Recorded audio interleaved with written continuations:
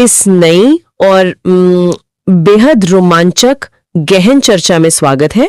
आज हमारे पास जो स्रोत सामग्री है वो सचमुच बहुत ही दिलचस्प है। हाँ बिल्कुल, वो हमारे अस्तित्व के बुनियादी सिद्धांतों को देखने का नजरिया ही बदलने वाली है। आज हम जैव प्रक्रम और पोषण के मूल आधार इस विषय पर चर्चा करने वाले हैं। सही कहा। और इस विस्तृत विश्लेषण का हमारा मुख्य मिशन ये समझना है कि वैज्ञानिक दृष्टिकोण से जीवित होने का असली मतलब आखिर क्या होता है। जी, और कैसे जीव खुद को बनाए रखने के लिए ऊर्जा प्राप्त करते हैं। बिल्कुल, चलिए इसे विस्तार से समझते हैं। आमतौर पर जब हम किसी चीज को देखते हैं, जैसे कि एक पहाड़ या आकाश जो कि निर्जीव है, हाँ, और उनकी तुलना पौधों या जानवरों से करते हैं जो सजीव हैं, जी, तो हम अक्सर बाहरी लक्षणों पर ध्यान देते हैं। मतलब सांस लेना, दौड़ना या बढ़ना। लेकिन जो स्रोत आज हम देख रहे हैं वो इस सतही परिभाषा को पूरी तरह से दरकिनार कर देता है। मैं भी यही सोच रही थी, हम जीवन को बस हिलने डुलने से जोड़कर देखते हैं। यहाँ जो बात सबसे रोचक है वो यह है कि असली अंतर वो नहीं है जो आंखों से दिखता है। असली अंतर आणविक गति या मॉलिक्यूलर मूवमेंट का है। मॉलिक्यूलर मूवमेंट मतलब कोशिकाओं के अंदर की हलचल। बिल्कुल, अणुओं का एक विशेष संयोजन।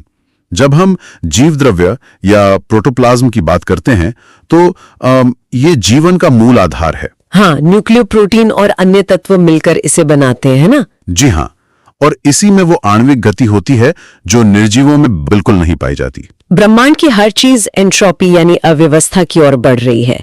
जीवित प्रणालियां ही इसका एकमात्र अपवाद है। ये बहुत ही सटीक दृष्टिकोण है और इसी गति की अनिवार्यता को साबित करने के लिए दस्तावेजों में विषाणु यानी वायरस का जो उदाहरण दिया गया है वो तो जीवन की पूरी परिभाषा को ही चुनौती दे देता है। बिल्कुल, एक वायरस जब कोशिका के बाहर होता है तो वो बस एक निष्क्रिय संरचना होता है। उसे तब तक सजीव नहीं माना जाता जब तक वो किसी जीवित कोशिका को संक्रमित नहीं करता। यही तो वो सबसे बड़ा आहा पल है। जैसे ही वो उपयुक्त कोशिका के संपर्क में आता है, वो मेजबान की मशीनरी को हाईजैक कर लेता है और आणविक गति दर्शाने लगता है। ये सच में एक निर्जीव कण का जीवित इकाई में स्विच ऑन होना है। और ये हमें बताता है कि शारीरिक संरचना का एक पूरा क्रम है। कोशिका से ऊतक, ऊतक से अंग, अंग से अंग तंत्र और फिर पूरा जीव। ये सब एक साथ काम करते हैं। सही कहा। लेकिन ये सब सुन के मेरे दिमाग में एक सवाल आता है। जी बताइए। जब हम सो रहे होते हैं तब भी हमारा शरीर कैसे काम करता रहता है? मतलब हम तो कुछ नहीं कर रहे होते। यहीं पर अनुरक्षण या मेंटेनेंस की प्रक्रिया आती है। जीवों के शरीर की टूट फूट को रोकने और वृद्धि के लिए ऊर्जा चाहिए होती है। तो ये ऊर्जा कहाँ से आती है? ये ऊर्जा श्वसन की जटिल प्रक्रिया से आती है। अच्छा। हाँ, जटिल खाद्य पदार्थों को उपचयन और अपचयन यानी ऑक्सीडेशन और रिडक्शन के जरिए सरल बनाने की प्रक्रिया को ही हम श्वसन कहते हैं। इसमें ऑक्सीजन का उपयोग होता है और ऊर्जा मुक्त होती है। तो श्वसन केवल सांस लेना नहीं है, बल्कि यह कोशिकाओं के स्तर पर ऊर्जा बनाना है। बिल्कुल सही। और अगर हम एक कोशिकीय और बहुकोशिकीय जीवों की तुलना करें तो ये और भी साफ हो जाता है। हाँ, जैसे एक कोशिकीय जीव मतलब अमीबा, वो विसरण या डिफ्यूजन के जरिए सीधे पर्यावरण से गैसों और भोजन का आदान प्रदान कर लेते हैं, क्योंकि उनकी पूरी सतह पर्यावरण के संपर्क में होती है। सही कहा। लेकिन बहुकोशिकीय जीवों में जैसे इंसानों में ये संभव नहीं है। हाँ, हमारी तो अरबों कोशिकाएं अंदर छिपी हैं। इसलिए हमें एक जटिल परिवहन तंत्र या ट्रांसपोर्ट सिस्टम की आवश्यकता होती है और साथ ही हानिकारक अपशिष्ट उत्पादों को बाहर निकालने के लिए उत्सर्जन तंत्र की भी। ये तो शरीर के अंदर एक पूरे औद्योगिक नेटवर्क जैसा है। बिल्कुल। और इस नेटवर्क को चलाने के लिए ऊर्जा चाहिए।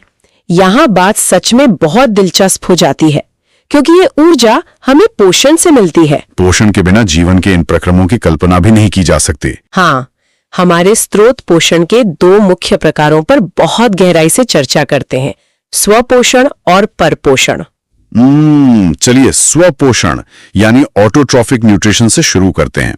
अगर हम ग्रीक शब्दों को तोड़ें तो ऑटो का मतलब है स्वतः और ट्रॉफ का मतलब है पोषण। तो जो अपना पोषण खुद करते हैं। जी, हरे पौधे सूर्य के प्रकाश, कार्बन डाइऑक्साइड और जल का उपयोग करके क्लोरोफिल की उपस्थिति में अपना भोजन खुद बनाते हैं, जिसे हम प्रकाश संश्लेषण कहते हैं। बिल्कुल। इसमें सरल अकार्बनिक अणुओं से जटिल कार्बनिक अणु जैसे कार्बोहाइड्रेट बनते हैं। और दूसरी तरफ है परपोषण। हाँ, हेटेरोट्रॉफिक न्यूट्रिशन। हेटेरो यानी विषम या पर, और ट्रॉफ यानी पोषण। जंतुओं और कवकों में तो क्लोरोफिल नहीं होता, तो वो तो अपना खाना खुद नहीं बना सकते। सही कहा, इसलिए वे दूसरों पर निर्भर हैं। यहाँ वो जटिल कार्बनिक अणुओं को ग्रहण करते हैं और उन्हें तोड़कर सरल अणुओं में बदलते हैं, जिसे डिग्रेडेशन या निम्नीकरण कहा गया है। जी। अब अगर हम इसे बड़े परिदृश्य से जोड़ें तो परपोषण के भी 3 बेहद रोचक प्रकार हैं जिन्हें समझना जरूरी है। हाँ, मैंने भी उन तीनों प्रकारों के बारे में पढ़ा। पहला है मृतजीवी पोषण या सैप्रोफाइटिक। सैप्रोस का अर्थ है अवशोषण। इसमें जीव मरे हुए जीवों से घुलित कार्बनिक पदार्थों को अवशोषित करते हैं।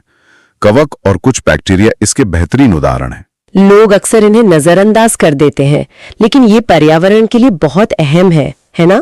बिल्कुल, ये प्रकृति के अपघटक या डिकम्पोजर्स हैं। इनके बिना प्रकृति में मूल तत्वों का पुनः चक्रण या रिसाइकलिंग हो ही नहीं पाएगा। तो अगर ये न हो तो पृथ्वी पर सारा कचरा और मृत शरीर बस जमा होते रहेंगे। हाँ, और मिट्टी को नए पौधों के लिए पोषक तत्व नहीं मिलेंगे। ये तो बहुत ही जरूरी है। फिर दूसरा प्रकार है परजीवी पोषण यानी पैरासिटिक न्यूट्रिशन। जी, पारा का मतलब पास या बगल और साइटोस का मतलब पोषण।